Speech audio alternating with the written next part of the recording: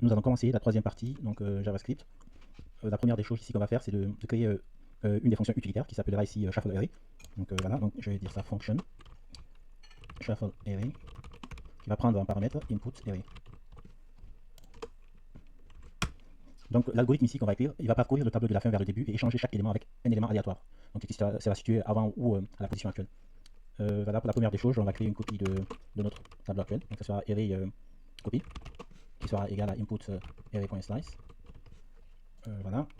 Et on va parcourir donc de la fin vers le début. Pour cela, on va commencer à dire qu'à chaque fois que i commençant du dernier élément, donc ça sera copy.length moins 1. Pourquoi moins 1? Parce que les tableaux, en fait, on commence à les compter à 0. Donc on va avoir le nombre total d'éléments, il faut faire cela. Bon, il y a d'autres fonctions qui existent maintenant qui permettent de récupérer le nombre total sans faire ça. On va garder ça. Donc on va se dire tant que i n'est pas supérieur à 0, qu'est-ce qu'on va faire? On va dire quoi? Pardon, tant que i est supérieur à 0, on va décroître. Donc ce sera la condition d'arrêt. Donc à partir du moment où on a i inférieur à 0 ou égal à 0, on sort de la boucle. Donc la première des choses ici qu'on va faire, c'est de prendre un nombre aléatoire, qu'on va voilà, random index, et avec la fonction mat.floor, alors qui va prendre normalement la partie entière de ce qu'on va avoir à l'intérieur, et le mat.floor effectivement récupère la partie entière, et le mat.random va prendre ici un nombre aléatoire. Bon allez, pour rendre encore ce nombre aléatoire dépendant en fait de notre index, on va le multiplier par donc notre index plus 1. Voilà. Donc on aura ici un index aléatoire à chaque fois qu'on va parcourir le tableau. Ça va nous permettre de pouvoir mélanger les éléments en fait, de notre tableau. Alors ici, il y a, lorsqu'on a trois éléments et qu'on veut faire un échange de contenu, par contre deux éléments, par exemple on a un élément, on va dire tab A, voilà, et tab B. On veut mettre le contenu de tab A dans B et tab B dans A. Pour cela, en fait, il y a une façon de le faire, deux façons on va dire. Donc je vais expliquer la première et après montrer la fonction qu'on va utiliser. Et les deux sont identiques, elles font la même chose. Donc ici, on aura besoin pour cela en fait, d'une troisième table, voilà, pardon, tab C. Tab C, et pour cela, la première des choses qu'on va faire, c'est de prendre tab A, non, pardon, tab C, et puis dans tab C, on va mettre le contenu de tab A.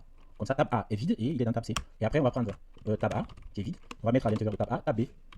Voilà, donc comme ça, tab B étant vide, on va maintenant prendre ce qu'on avait mis initialement dans tab C, on va le remettre dans tab B. Donc voilà, donc finalement, on a pu mettre le contenu de B dans A et de A dans B, sachant que A, on est passé d'abord par C pour le remettre dans B. Donc voilà, on aurait pu faire comme ça, et puis il y a d'autres manières en fait, de le faire directement. Voilà, c'est avec cette syntaxe de passer par les trois étapes. On peut faire ça. Voilà, on va dire tab A et tab B, ici égal tab, donc ça sera B et tab A. Donc on va mettre ici le contenu de B dans A et de A dans B. C'est ce que nous allons faire ici pour faire ce mélange. Donc voilà.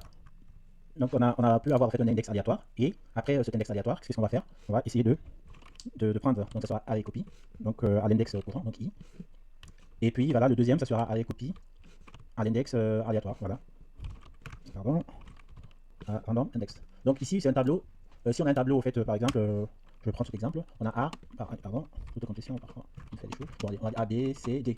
Donc, au fait, si, par exemple, et que ce tableau, on va l'appeler, on va lui dire que c'est notre array copy, ok, CTRL V. Donc array copy de 0, voilà, si on fait ça, array copy de 0 va correspondre à quoi ici? Donc à A, ce temps minuscule, et array copy de 1 va correspondre à B, et ainsi de suite. Donc array copy de 2 va correspondre à C, et array copy de 3 va correspondre à 4. Donc c'est comme ça on récupère en fait un élément dans un tableau avec cette syntaxe. Donc voilà, et ici donc ça veut dire qu'on a ces deux éléments qui vont être, dont les contenus vont être remplacés par quoi? Donc ici ça sera pour nous donc array copy de l'élément à l'index aléatoire.